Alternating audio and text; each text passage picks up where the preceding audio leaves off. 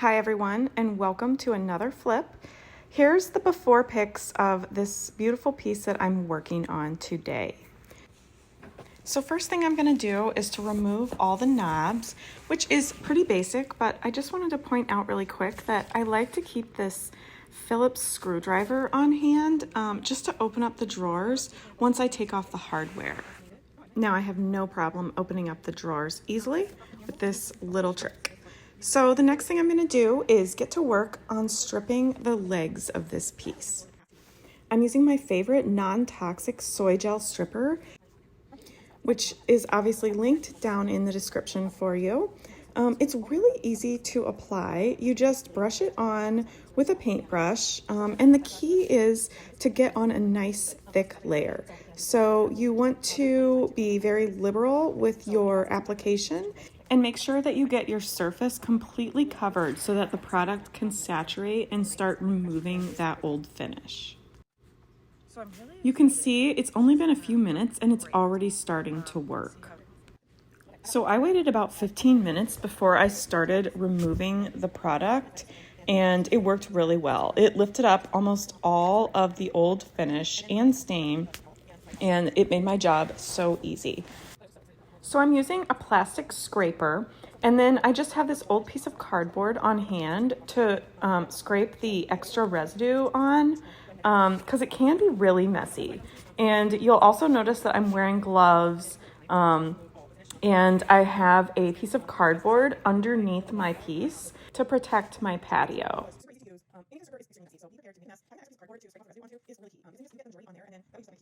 And here's a few more close-up shots of that stripping process. You can see if there's any like sticky remaining spots, I just go over it a couple times, and you can always wipe back a little bit more of the product of the gel stripper back onto those spots, wait another 10 minutes, and then remove it again. So after I finished scraping, I wiped the legs with a paper towel, and now it's time for the fun part. I filled up a bucket with some soapy water with Dawn dish soap and water, and now I'm just using this scrub brush to scrub the base of my piece. So you might be wondering if it's safe to clean your furniture with water, and I'm telling you that it's perfectly fine. Water usually only damages wood if it's left to soak into the wood for too long. So as long as you're quick and you dry your piece thoroughly, it won't damage the wood at all. So I thoroughly cleaned the base, and then I let it dry for about 24 hours. Next, I'm doing a scuff sand on the base of the piece. So you want to make sure to do this, even if you're just painting over the old finish and you don't need to strip it down, but you need to properly prep. So doing a scuff sand kind of roughs up the old surface in order for the new paint that you're going to apply to adhere well. So I'm using a 120 grit piece of sandpaper. I have a sanding block, which I also fold the sandpaper around and do use on the flat surfaces. For the drawers and all these edges, I'm just using a piece of sandpaper. So you can see that you don't need an electric sander. On a piece like this, it really wouldn't be that helpful to have an electric sander unless it was a square, because it has so many corners that obviously a round sander wouldn't be getting in those corners. And then you have to do all the corners separately, which is kind of a pain. So I'm just going to show you that it really took me only about 20 minutes to sand down this piece, and I'm not using really heavy muscle or anything. I'm just sanding away lightly, sanding that old finish off. So you should see kind of like a white, filmy, dusty residue coming off. You don't need to worry about sanding all the way down to the bare wood or anything, because since you're going to paint, we don't need to do that. We're just sanding off the old finish, smoothing out any blemishes or dust particles or anything that was stuck in the old finish and getting it ready to be painted. So I'm doing that over the entire base of the piece with my 120 grit sandpaper. You only need to do one layer. for this. And oh, if you have the inside part, you want to make sure that you do that too. I am going to be painting the inside of this cabinet as well, so I'm going to make sure that I do the inside part too. So this piece has a lot of kind of like corners and edges, so you just need to make sure that every single part that is going to be painted is also sanded as well.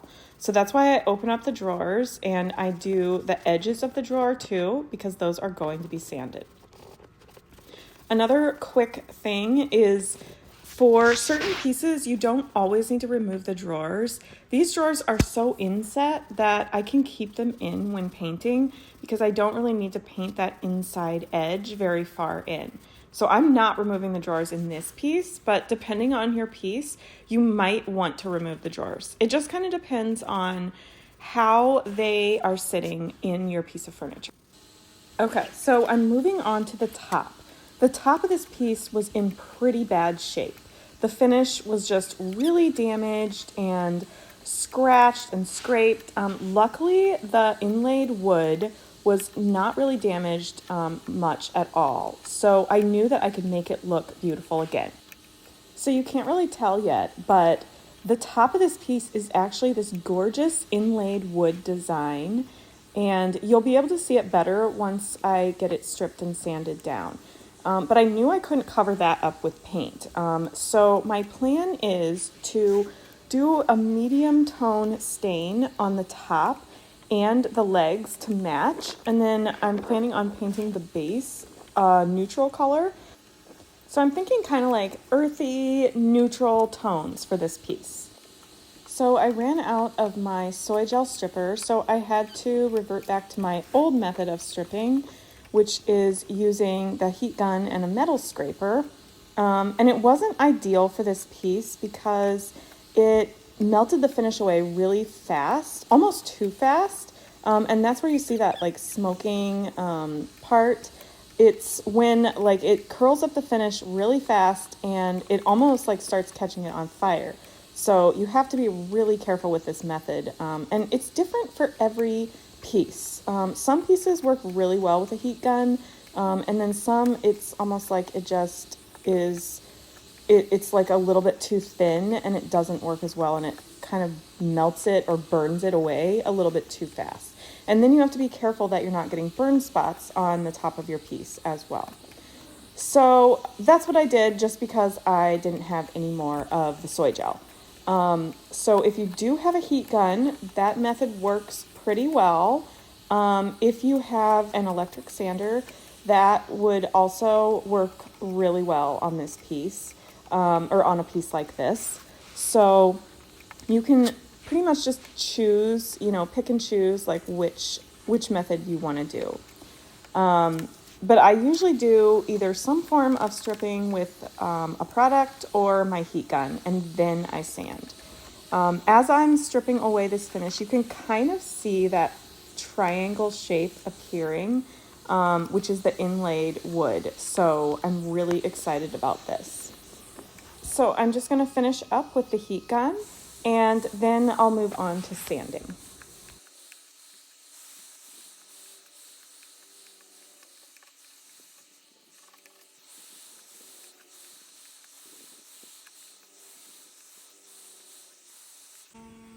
So moving on to sanding, I have my 5-inch electric sheet sander that I'm using.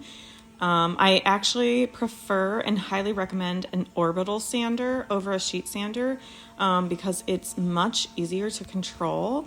The sheet sander kind of jumps around a little bit, and if you're not careful and if you're not used to it, you can get some pretty bad swirl marks with it. So for a beginner, if you are going to invest in electric sander, I would recommend an orbital one. But I did need the square shape for this piece just because of all the corners that I had on this piece. So once I finished sanding down the top, and I apologize because I think my phone died halfway through that sanding video, and so I don't actually have the whole video where I sand down and show off that beautiful wood grain. So I'm sorry about that, but I did sand down the top completely with my 120 grit sandpaper, and that's it. Then I moved on to the legs, which is what I'm doing here, and sanded them down with a 120 grit sandpaper as well. Make sure that you are wearing your respirator, goggles, ear safety protection, and gloves, just to keep the dust out of your body. And I usually wear long pants and long sleeves, just so that I keep the dust level to a minimum, because it really can get everywhere when you're using these sanders. So I'm just going to finish up sanding the base.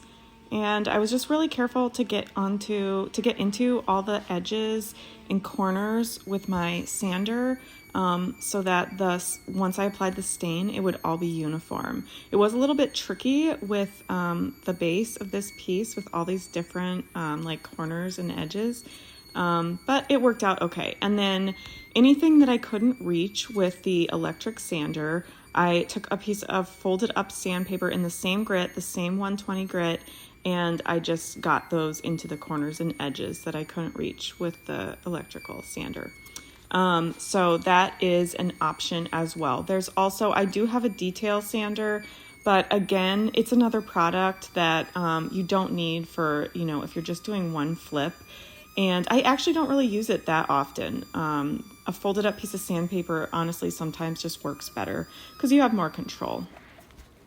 So I'm finally finished with the sanding, and now I'm just giving my piece a thorough cleaning.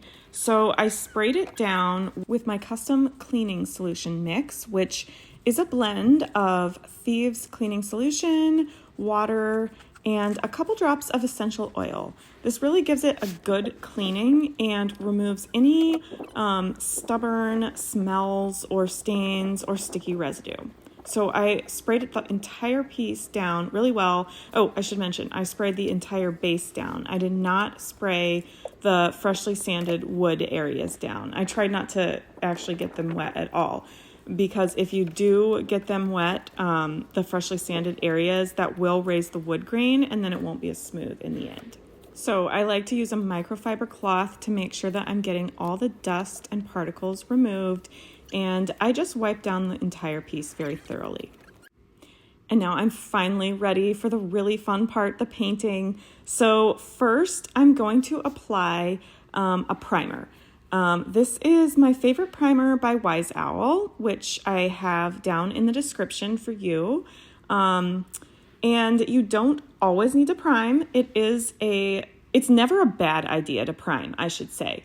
But for sure, if you have a dark wood like this one, and you're wanting to go lighter, then you definitely need to prime. Because the wood, the old color can bleed through, and then you end up applying so many coats of your expensive paint, or sometimes it doesn't adhere properly. So it really is just never a bad idea to prime. I prime almost all of my pieces. There's very few times when I don't prime. So I just paint on the primer, and you can kind of see what I did. I like to frame out the sides. So I start with the edges, almost like a picture frame, and I paint the edges first. And I'm just really careful to continue going over the corners with the side of my paintbrush like I just did. And that ensures that you don't get any drips or globs while you're painting. So I like to frame out the section that I'm working on and just paint, one section at a time. And then I start working towards the middle. And I make sure that I'm holding my paintbrush nice and loosely and not going over the paint too many times so that I don't get lap lines.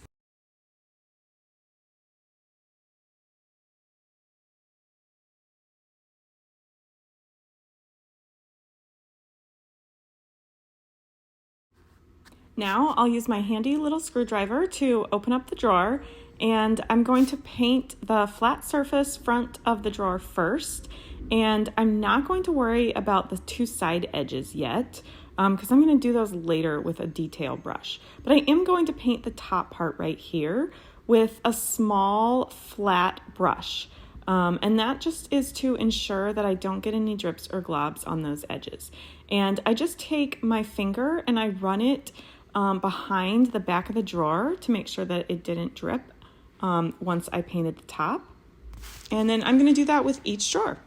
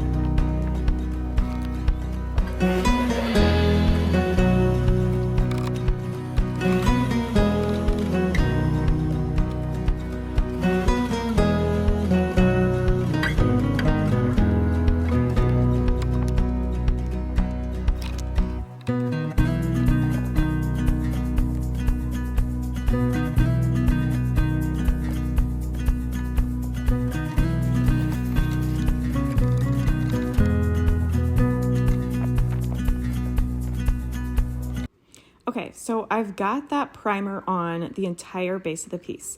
Now I'm gonna go over it again with a 220 grit sandpaper very lightly, and this just ensures that it's a nice smooth surface, which will make your end result a lot smoother. So make sure you have that little screwdriver in your hand so you can open up the drawers as you work. And I'm not using a very heavy pressure. I'm using a pretty light pressure, but I just make sure that I sand every part of the base that is going to be sanded. And now it's time for my favorite part, to paint with the actual paint color. So I'm using my Zebra Palm Pro, which I have linked in the description, of course. And it's just this great little brush that has this short curved handle that fits perfectly in the palm of your hand. I absolutely love it. You may prefer a more traditional long-handled brush, but I just love the way this one fits in my hand, and it's so comfortable to hold, and it doesn't, my hand doesn't cramp up as much when I'm using it. So I'm just going to do the same exact method that I did with the primer, and I kind of frame out the section, and then I just work towards the middle. So I'm going to link the paint that I'm using down below, but I just wanted to mention that I wasn't super happy with it, especially for a beginner. So I will also link another paint that I used before that I actually like working with better. But that way you'll have the exact color for this one, and then you can bring that color when you're picking out the better paint, and they will color match it for you. So just in case you want to use this exact same color that I'm using, that way you'll get the same shade. So it is an enamel, which is something that I do recommend. And the paint that I liked better is an enamel as well. It's gonna have like a nice, smooth, leveling agent in it, which is great for beginners. So if you're using a paintbrush and then you see those brush strokes in the beginning, that kind of just flattens down and levels out as it dries. So that's why it's so great for beginners, because you don't have to worry about getting those brush strokes as much. As with any hand painting, that you're going to be doing, there's always going to be light to mild brush strokes. It's just a sign of using a paintbrush, and it does get kind of a bad rap, but I don't really agree with that. I think that it kind of shows that it was hand painted using great detail and skill. So, seeing a few lap lines is not a bad thing, I think. It really is more of an indicator that shows you what kind of paint the painter used as opposed to their skill level. So don't worry if you have a few lines. If you get bad paint lines, then you can always sand down and do another coat until you're happy with the finish. And so I just continued painting this piece the same way for the rest of the first coat.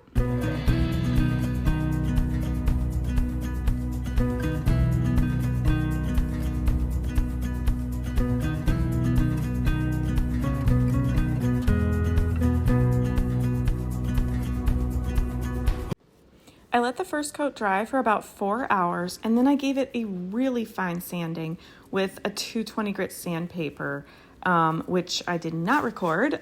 Sorry about that. And then I lightly dusted it off and started in on the second coat using the same method and process as I did with the first coat.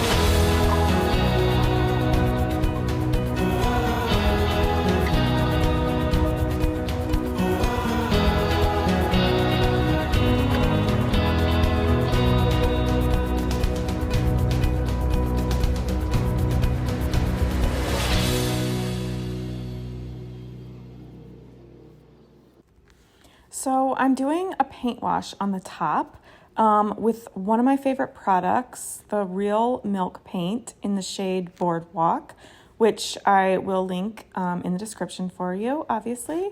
And a paint wash is so easy. It's almost like a stain. Sometimes you let it just soak into the wood, but on this particular piece, I decided to wipe it back and remove most of the product because I really wanted to make sure that that beautiful inlaid wood design could shine through. So I painted it on and then I wiped it back. And then you can see it drying as I'm working, and you can really see that triangle inlay kind of start to pop out. So then I'm just going to go ahead and do the other half the same way, and then I'll let the entire thing dry. You do want to leave a wet edge, so you can see right there in the middle, I kind of wiped it dry a little bit too much, so I had some a little part that you could see kind of like where it was drying and where the lines overlapped. So I did have to do a few touch-ups there, but with a paint wash, that's really easy to do. So here's how it's looking now that that paint wash is dry. I absolutely love it, but it's not exactly what I was going for. I wanted more of a contrast against the paint. So I'm going to try doing a dark wax over the top to kind of deepen that color up. So I'm using Sloan dark wax. It's just what I had in my supply closet. So I decided to use it and try to see if it would work. And it's actually a really great product. I've had it for about 7 years and it still works perfectly, just like when I got it. So if you have some of that, you could use it. Or I'm also going to link my favorite company, the Real Milk Paint. They have a couple amazing waxes as well that would give you the same result. And this is not the black wax. It's either dark or antique. So I'll link those in the description below. But I'm just applying this onto the top, and I have a rag, and I apply it in circles, and then I kind of like smooth it out. Since I'm actually trying to deepen the color, I don't really want to like buff too much off. So I just kind of wipe it on and then smooth it out a little bit. And then I'm gonna let it soak in and cure really, really well.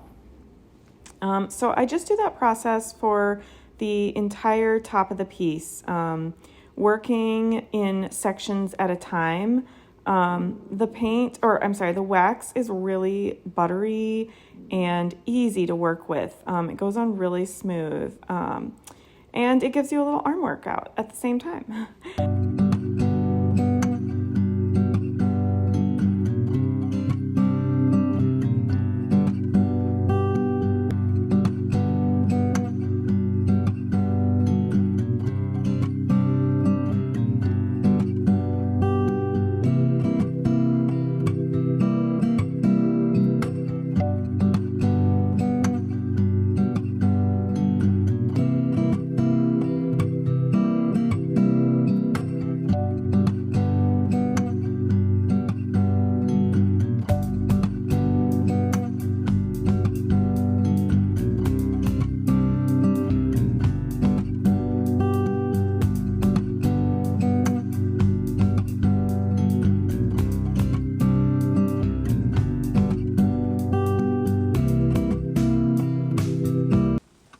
Now I'm just going to paint a few details like the edges of the doors.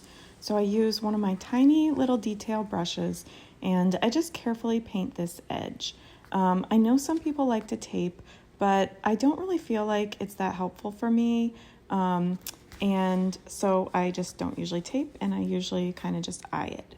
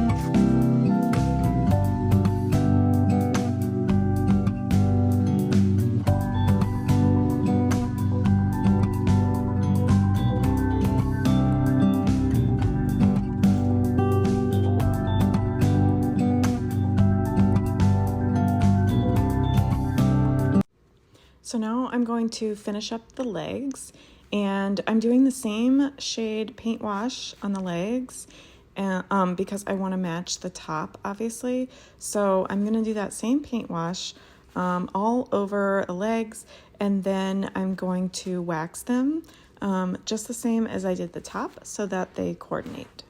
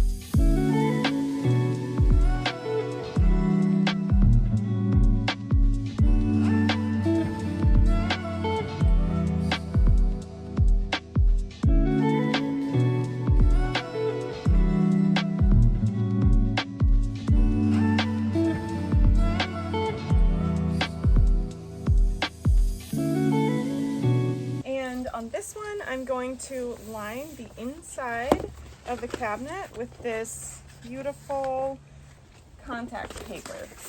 So first I'm gonna roll out my paper I've measured the inside already.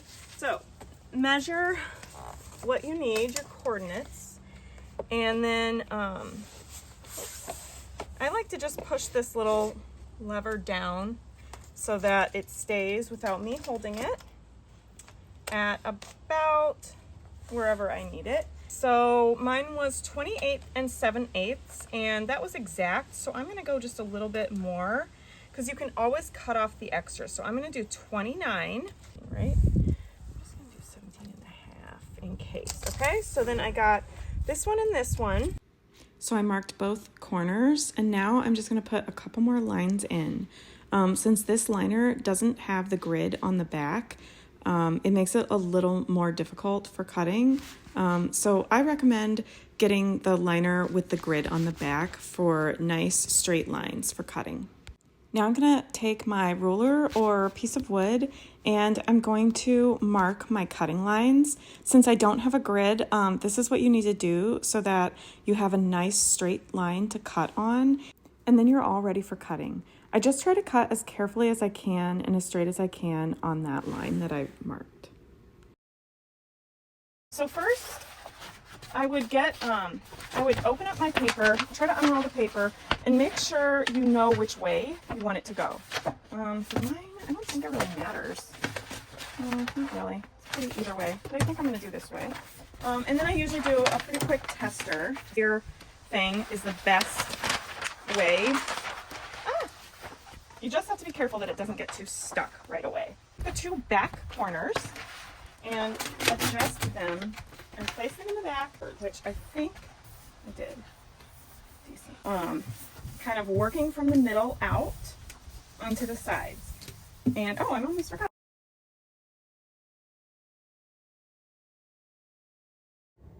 Now I'm going to take this plastic scraper. This one is an old Pampered Chef one, but you can just use pretty much anything like this that has kind of a rounded edge so that you don't damage the liner. And again, working kind of from the middle to the sides, I'm going to smooth out any bubbles or lines.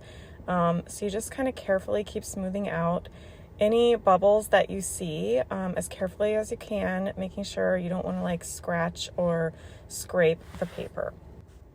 And now I'm just going to go along and cut off any of the excess liner very carefully with this awesome little tool.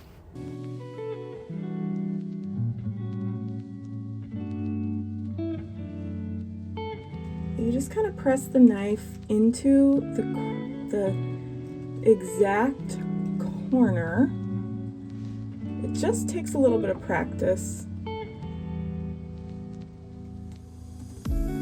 I've definitely ruined quite a few of these before and had to start over, but that's okay. Gives you more practice.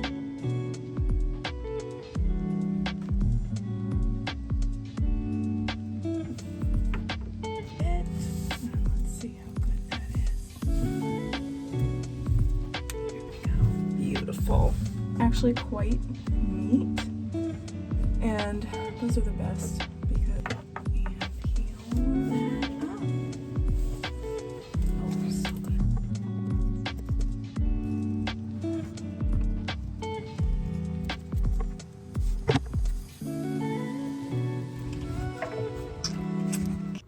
Okay, so now I'm working on the shelf for the inside of that cabinet.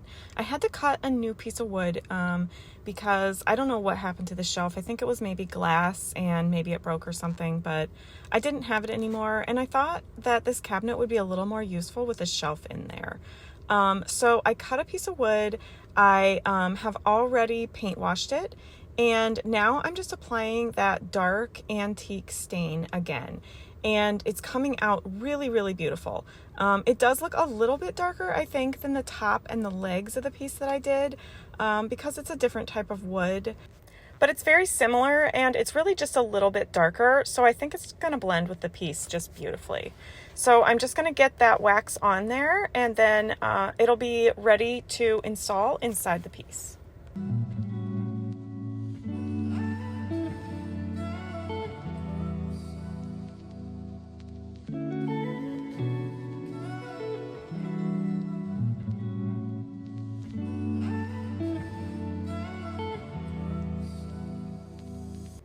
So once I finished with the wax, I put that shelf inside the cabinet as carefully as possible so that I wouldn't scrape the paint. And then I installed the doors. And here's the finished results.